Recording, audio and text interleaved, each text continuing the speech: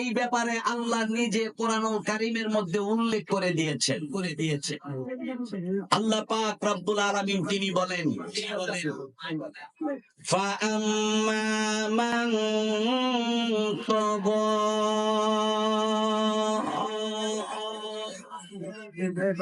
যারা সীমা লঙ্ঘন করবে তারা আল্লাহর তৈরি ভয়াবহ শাস্তিদায়ক জায়গা জাহান্নামে যাবে। সীমা লঙ্ঘনকারী কারা? তাফসীরি কিতাবে লেখে এক নম্বর হলো যারা আল্লাহ বিশ্বাস করে না, যারা আল্লাহ মানে না। দুই নম্বর হলো যারা আমাদের নবীকে নবী মানে না।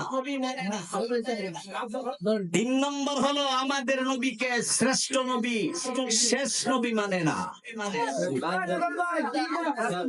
এমন লোক আছে না নাই? আল্লাহ মানে না, নবী মানে না, নবীকে শ্রেষ্ঠ নবী মানে না। এমন নাস্তিক, মুরতাদ, বেঈমান, কাফির, কাদিয়ানীরা যারা আমার আপনার নবীকে মানে না, আল্লাহকে মানে না। সুতরাং এই দুয়ারি পাড়া মুসলমান আমার যুবক ভাইয়েরা, আমার পর্দানিশীন মা বোনেরা, ভালো করে শুনুন। আমরা মুসলমান, আমাদেরকে বিভিন্ন ভাবে চক্রান্ত করে ইসলাম থেকে সরাবার জন্য নাস্তিক মুরতাদের দালালেরা চেষ্টা চালাচ্ছে। আমি আপনাদেরকে বলতে চাই, আমার আপনার নবীর ইজ্জত যদি কেউ নষ্ট করতে চায়, আমার আপনার বা আল্লাহর বাণী কোরআনুল কারীমকে যদি কেউ বেইজ্জতি করতে চায়, তাহলে সেই নাস্তিক, মুরতাদ, বেঈমান, কাফেরদের সঙ্গে যদি আমাদেরকে নবীর পক্ষে, কোরআনের পক্ষে লড়াই করতে হয়, তাহলে নাস্তিক মুরতাদের সাথে লড়াই করতে কারা কারা রাজি আছে? দুইটা হাত দেখাও।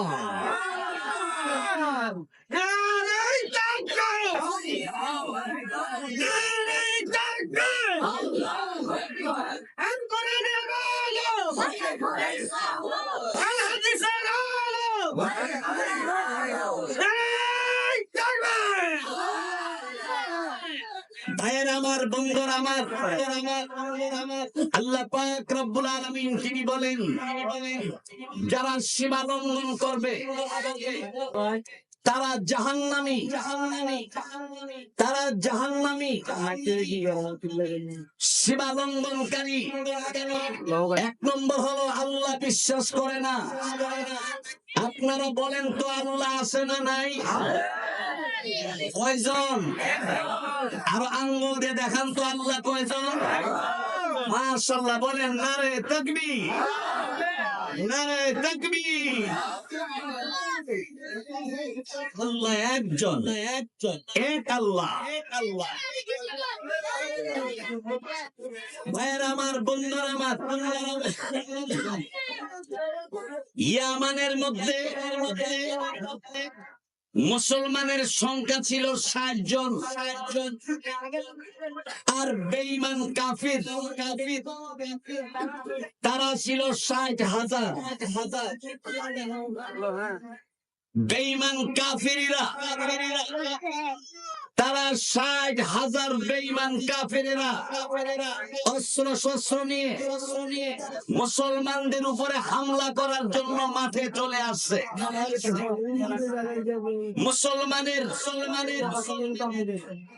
সেনাপতি ছিলেন আবু উবাইদা ইবনুল জাররাহ রাদিয়াল্লাহু তাআলা আনহু। ফজরের নামাজের জামাত শেষ হইল। ফজরের নামাজের জামাতের পরে বেঈমান কাফিরেরা ডাকতেছে, যারা আল্লাহ মানো, যারা নবী মানো, আসো মাঠে আসো। এমন সময় হযরত আবু উবাইদা ইবনুল জাররাহ রাদিয়াল্লাহু তাআলা তিনি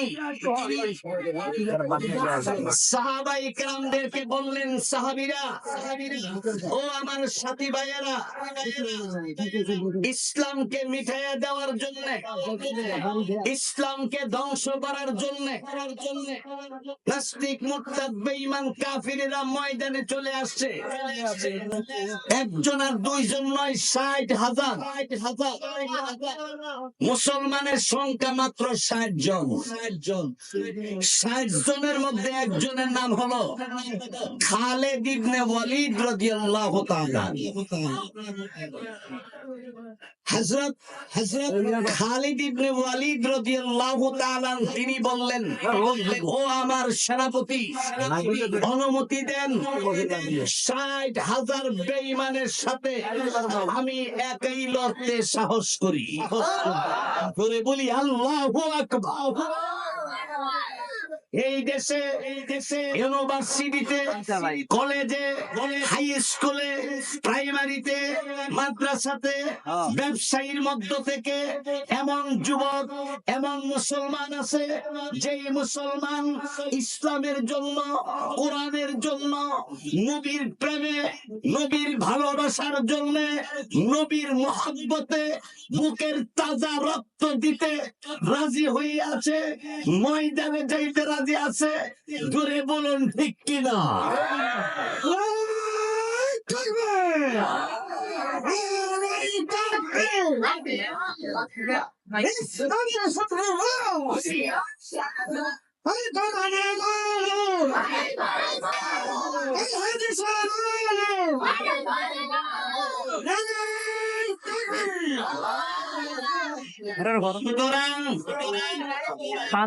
এই দেশে অন্যান্য ধর্মের লোকেরা বসবাস করবে, আমাদের কোনো আপত্তি নাই, কিন্তু অন্য ধর্মের লোকেরা যদি ইসলামের দিকে বাঁকা নজরে তাকায়, ইসলাম ধর্মকে যদি কটূক্তি করে, আপনার আমার নবীকে কটূক্তি করে, তখন তাদেরকে ছাড় দেওয়া হবে না, হবে না, হবে না। জোরে বলুন ঠিক কিনা?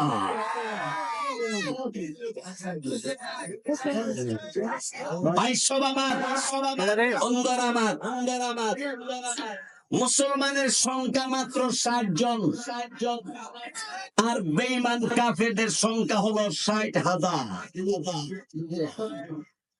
60,000 বেঈমান কাফেরেরা ময়দানে নামছে, আর মুসলমানের পক্ষ থেকে মাত্র 60 জন নামছে।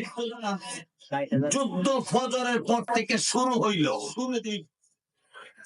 যুদ্ধ চলতেছে। মুসলমানেরা 60 জন মাঠে দাঁড়িয়ে আছে। খালিদ ইবনে ওয়ালিদ রাদিয়াল্লাহু তাআলা আকাশের দিকে চোখ উঠাইয়া আল্লাহ রাব্বুল আলামিনকে ডাক দিলেন, আল্লাহ,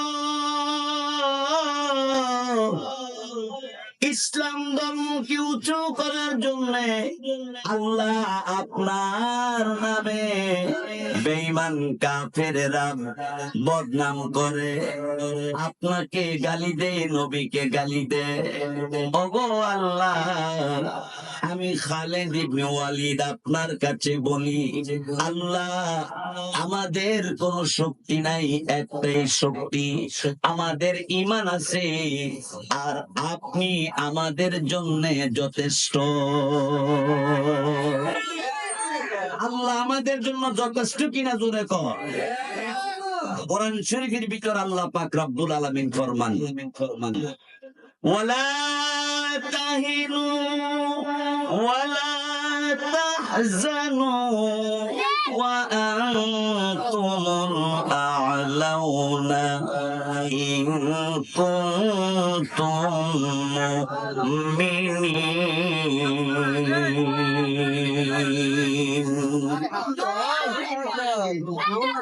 আল্লাহ রাব্বুল আলামিন বলেন,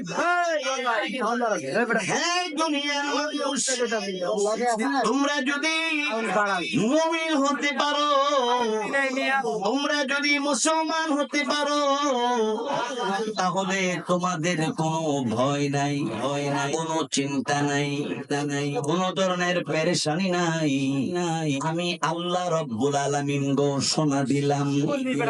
আল্লাহ পাক রব্বুল আলামিন তিনি কোরআনে বলেন ওয়া কানা হাক্কান আলাইনা নাসরুল মুমিনিন।